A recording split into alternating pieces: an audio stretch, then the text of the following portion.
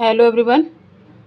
तो काफ़ी लोगों का क्वेश्चन था कि मतलब जो 100 डे चैलेंज है जिसमें रेगुलर वीडियो आती हैं शॉर्ट्स में, तो उसको मतलब कैसे इम्प्लीमेंट करना है, उसको कैसे हमें रेगुलर क्या क्या लिखना है और कैसे हमें उस कंसिस्टेंसी को आगे बढ़ाना है।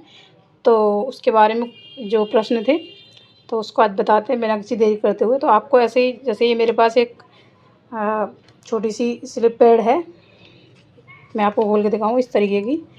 तो इसमें क्या करना है, आपको एक ऐसी स्लिप पैड ले लेनी है या फिर कोई भी आपके पास खाली किताब कॉपी कोई हो तो उसको ले लेना है। और उसके बाद उसमें आपको जैसे सुबह मॉर्निंग में उठ के सबसे पहले पहले तो आपको ये डिसाइड करना है कि आपके जो भी जिस एग्ज़ाम की तैयारी कर रहे हैं उसमें कौन कौन से सब्जेक्ट हैं, और उन सब्जेक्ट का आपको पहले ये देखना है कि आपका सिलेबस क्या है उस एग्ज़ाम का, और सिलेबस के हिसाब से जो जो उसमें सब्जेक्ट हों उन सब्जेक्ट में ये देखना है कि कौन कौन से टॉपिक्स हैं जो आते हैं एग्ज़ाम में। और उसमें भी पहले ये भी देखना है कि कौन कौन से मोस्ट इम्पोर्टेंट हैं जो आने ही चाहिए। जैसे कि अगर किसी पे बेसिक नहीं आता है तो पहले ये देखें कि बेसिक कहाँ से करें, बेसिक जो कॉन्सेप्ट होते हैं पहले उनको प्रायोरिटी देनी है। और अगर उसके बाद जो मोस्ट इम्पोर्टेंट टॉपिक हैं उनको पढ़ना शुरू करना है, जैसे कि जीएस है, मैथ है, इंग्लिश है, हिंदी है या फिर रीजनिंग है, उनके हिसाब से। तो आपको क्या करना है कि जब आप डिसाइड कर लेंगे कि हमें कौन से सब्जेक्ट पढ़ने हैं और हमारे एग्ज़ाम के हिसाब से कौन कौन से सब्जेक्ट आते हैं उसमें, तो आपको सुबह उठना है सबसे पहले। और आपको ये देखना है कि आपको आज कितने सब्जेक्ट, जब आप स्टार्टिंग कर रहे हैं तो एकदम सारे सब्जेक्ट ना लें, पहले कोशिश करें कि 1 या 2 सब्जेक्ट ही पढ़ें, जिससे कि आपकी कंसिस्टेंसी एकदम ब्रेक ना हो, बर्डन ना लगे।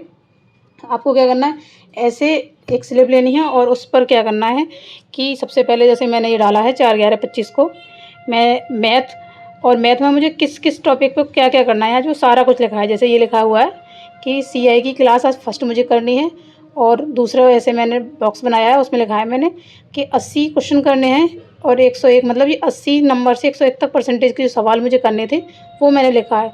उसके बाद ये फ्रिक्शन यानी आर का मतलब मैं शॉर्ट में लिखते हैं, आप कैसे भी लिख सकते हैं। रिवीजन, इसका मतलब है कि मैंने पहले पढ़ चुकी हूँ, मैं इनको रिवीजन भी करना है। ये तीनों चीज़ें मुझे करनी है। इसी तरीके से फिर मैंने इंग्लिश डाला है।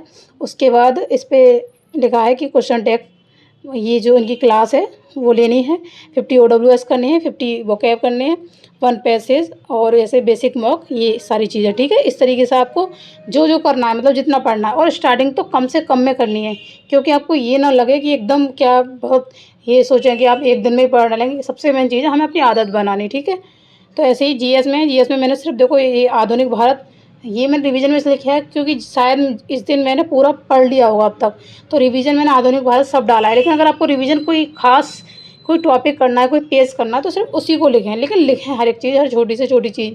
ये विटामिन है, अब देखो यहाँ पे जैसे विटामिन पे वो नहीं लगा हुआ है, टिक नहीं लगा हुआ, तो इसका मतलब ये है कि ये उस दिन रह गया है किसी भी रीज़न से। मतलब आपको पूरी ईमानदारी बरतनी है कि कोई चीज़ रह जाती है तो उस पर टिक नहीं करना है आपको। रीजनिंग का ये मॉक भी रह गया था मेरा, और शॉर्ट हैंड जो है, जैसे कि मैं शॉर्ट हैंड की तैयारी भी करती हूँ साथ में, तो ये मैंने 2 बार लिखी है 80 की स्पीड, तो ये इसमें टिक लग रहा है। तो ऐसे ही आपको हर चीज़ की मतलब हर एक टॉपिक, कौन सा टॉपिक पढ़ना है, किस सब्जेक्ट का पढ़ना है, वो आप अगर आप सुबह लिख लेंगे तो आपका दिन में बहुत समय बचेगा। क्योंकि अगर जब हमारे पास कोई टारगेट नहीं होता है ना, तो हमें पता नहीं होता, हम कहीं से कुछ भी पढ़ रहे होते हैं। इसीलिए ये जब हम लिख लेते हैं सुबह तो हमें याद रहता है कि हमें शाम तक क्या करना है और क्या क्या पढ़ना है। तो इस तरीके से मैंने अपनी तैयारी शुरू की है, और मेरे साथ आप भी कर सकते हैं। और इससे क्या होगा कि सिलेबस बहुत कम टाइम में बहुत अच्छे से पूरा हो जाता है। और दूसरी चीज़ क्या है कि जो पढ़ाई की आदत है ना, वो एक मतलब डिसिप्लिन के साथ आगे बढ़ती है, हमारी आदत बन जाती है। और जब हम इसमें ऐसे टिक करते हैं ना शाम को, या फिर शाम को देखते हैं कि हमने इतना कर लिया, हो सकता है कि आपके किसी दिन ऐसा हो जैसे ये छूट जाएंगे, तो ऐसा मोरल डाउन करने की ज़रूरत नहीं है।